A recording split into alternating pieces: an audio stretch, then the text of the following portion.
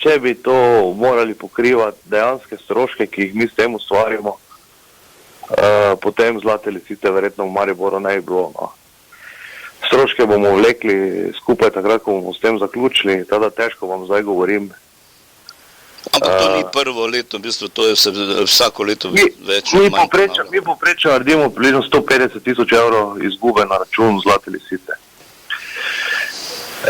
Kot smučišče. Morate vedeti, da tisti vikend, ko je Zlata lisica, v bistvu smučarjev na Pohorju ni, ker je z avtom nemogoče priti do spodne postaje spenjače. In kaso nam pade iz 50,000 evrov poprečno na dan čez vikend na 10. Da zapiramo proge en teden pred samo Zlato lisico, se pravi, da zmanjšamo število smučarjev in za samo smučišče to ni upravičljivi strošek z ekonomskega vidika, definitivno pa je iz marketinškega vidika.